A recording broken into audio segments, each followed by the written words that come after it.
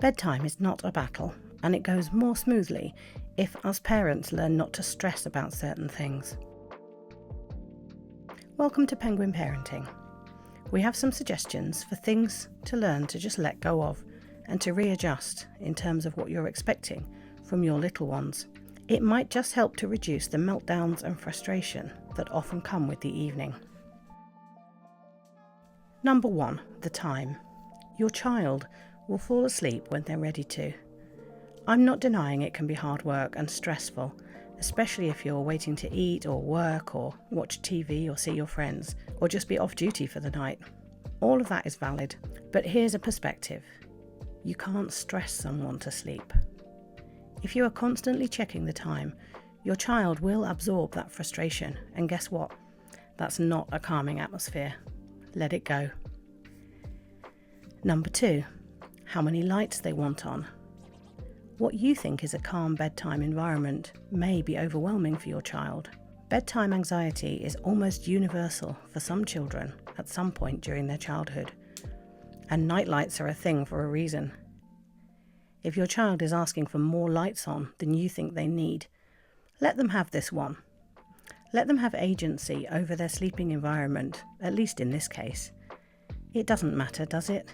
You can creep back later and switch off a main light, but it is unlikely to stop them falling asleep. Remember, your child napped during the daytime in broad daylight for the first few years of their life. Number 3. Your child wanting to talk to you. This is often seen as a stalling tactic and can be undeniably frustrating when you have other things to do with your evening. But let me just zoom out. This phase, whatever age or stage your child is, it is fleeting. These long evenings don't last forever. I'm not pulling out cliches here. I'm encouraging you to consider 2 specific things. Firstly, if your child wants to talk to you, it's because they like you and trust you and have something to say. It may seem completely pointless if they're recounting the plot of an episode of Bluey or asking you why the grass is green, but there is a need there for connection and communication. It may be that in the quiet and calm of bedtime, your child feels like they can ask you anything. And that brings me to the second thing. If you let them know you are there to listen to the plot of Bluey, they will know you're there to listen to them when it really truly matters. If you give them time and consideration and seem interested, they will know you are their person when they need to talk to you about all that stuff that's coming down the pipeline, the teenage years. Number 4, wanting the same stories again and again.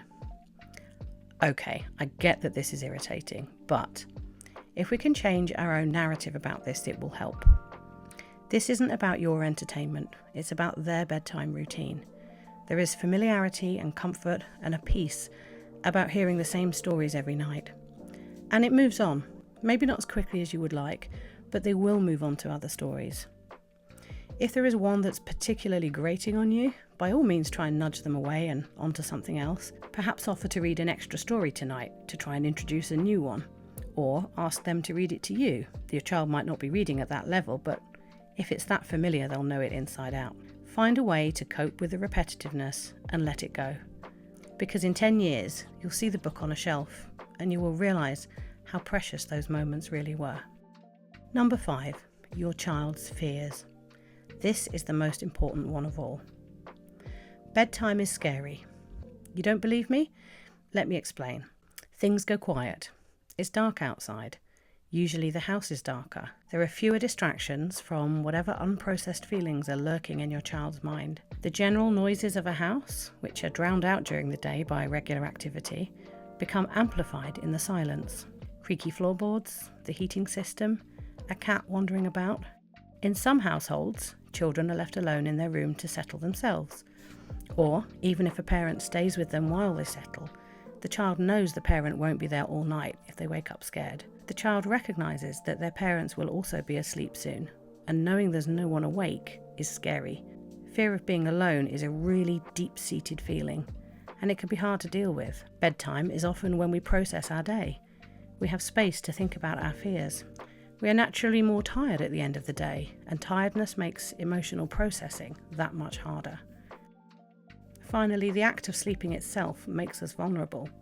That half awake, half asleep state is when we can begin to dream, and if sleep doesn't then take hold, it can be difficult to understand what is reality. And so, as parents, it is vital that we validate our child in these moments. Obviously, reassurance is important, but instead of saying, "You're imagining things," try saying, "That was just the heating going off. It does that every night. It's a funny sound, isn't it? You are in the safest place you could be." Instead of saying, "There's nothing to worry about," try, "I know bedtimes can feel scary because it's darker and quieter, but I'm here and I'm not going anywhere. What would help you feel calmer?"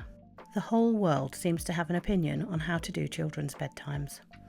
As a parent, this has been one of my most frustrating journeys. Not because of my child, but more so the external pressure to do things a certain way. We have forged something that has worked for us, and I've come to realise that bedtimes change and evolve all the time, and we've learned to roll with whatever the next challenge might be. What have been your major bedtime struggles? Is there anything you've decided to let go of in order to foster a more gentle bedtime routine? We'd love you to leave a comment and share your experiences. Please subscribe to the channel to make sure you get notifications when a new video comes out. And if you know someone who might benefit from this video, please do share it with them.